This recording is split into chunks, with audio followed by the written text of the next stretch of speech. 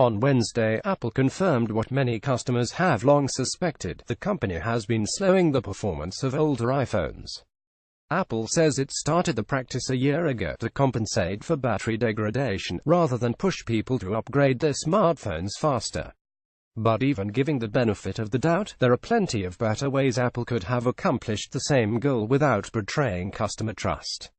Earlier this week, Poole, a developer at Geekbench, published a blog post indicating that a change in iOS is slowing down performance on older devices. According to Apple, factors like low charge, cold climates, and natural battery degradation can all affect the performance of its mobile devices, and the company confirmed that this policy was implemented last year to counteract these effects.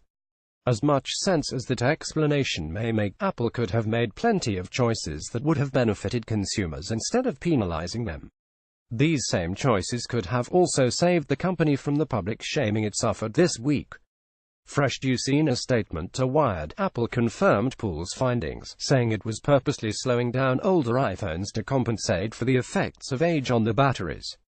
Lithium-ion batteries become less capable of supplying peak current demands when in cold conditions, have a low battery charge, or as they age over time, which can result in the device unexpectedly shutting down to protect its electronic components, the company says. While many have speculated that the company has been doing this for years, Apple says the feature was implemented last year for the iPhone 6, iPhone 6 Plus, and iPhone SE. Now, with iOS 11.2, the iPhone 7 and 7 Plus are getting the same treatment, and the company intends to bring other devices into the fold down the road. Rather than secretly hamstring the iPhone's CPU, though, Apple could have simply educated users about the limitations of lithium-ion batteries, says Kyle Wiens, CEO of iFixit, a company that sells repair kits and post-repair guides for consumer electronics. While Apple does say in the iPhone user manual that batteries degrade over time and should be replaced, you'd have to dig through a few links outside of the manual to learn that by 500 charge cycles, your phone's battery will hold a charge of about 80%. Another tactic Apple could employ is selling battery replacement kits to consumers, letting them pop a fresh battery into their aging iPhone. It would be an easily understandable solution to an easily understandable problem, rather than software manipulation that feeds into a long-running, planned obsolescence conspiracy theory. But Apple has actively fought against laws that would require it to provide a way for users to repair their devices. According to a report from HuffPost, Apple argues that allowing consumers to replace the battery could make the iPhone more vulnerable to hacks, and that letting people peek inside would make the iPhone easier to counterfeit. Apple won't sell batteries to consumers. People should be furious about that, Wiens says. Your battery is a maintenance item, and everyone should expect to replace the battery fairly frequently. Apple does cover one battery replacement under its 1-year warranty program, but only for defective batteries, a term that isn't clearly defined on the company's site. If your phone is out of warranty and you don't have an Apple Care plan, the company offers a battery replacement for $79 plus a $6.95 shipping charge. The problem, Wiens says, is that Apple doesn't advertise this policy to consumers, leaving iPhone users to believe that the only solution is to buy a costly iPhone. Choices direct battery fixes certainly would have made the most sense. But even allowing that a software tweak was the only way Apple could have proceeded, and true, but just for argument's sake, it had a much better option than making its software solution covert.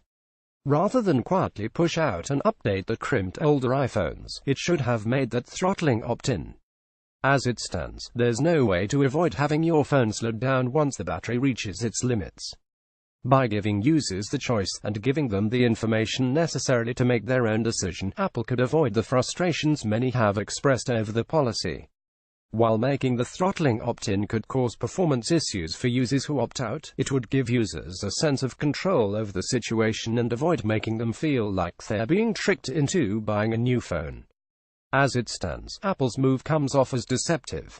Instead of leaving users confused about why the phones are suddenly slowing to a crawl, Apple could take user education a step further by providing a battery health monitor in the Settings app. That way, an iPhone owner could figure out if the battery is the issue, or if something else is going on. Lay down the law. The damage, unfortunately, is already done. But it's also unlikely that Apple will behave differently going forward. At the very least, the company almost certainly won't shift gears and start selling battery replacement kits to consumers. For starters, the iPhone's casing uses proprietary pentalobe screws, which make it hard for average users to get inside to swap the battery. Apple has also lobbied against right-to-repair legislation, which would allow third-party repair shops and typical consumers to more easily fix the broken phones.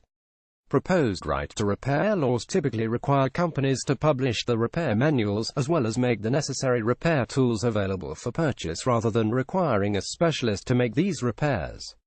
Wien says that, ideally, right-to-repair legislation would pass and ensure consumers have the ability to fix the devices on their own terms without having to deal with warranties or require difficult-to-find tools. Apple's throttling is misleading, and it's far from the best way the company could have handled the situation. Still, lithium-ion batteries are riddled with problems users should be aware of. The company isn't likely to change its stance on the matter, but if you've noticed your iPhone getting slower over the last year, at least you know it wasn't all in your head, and that a battery fix might bring your iPhone back up to speed.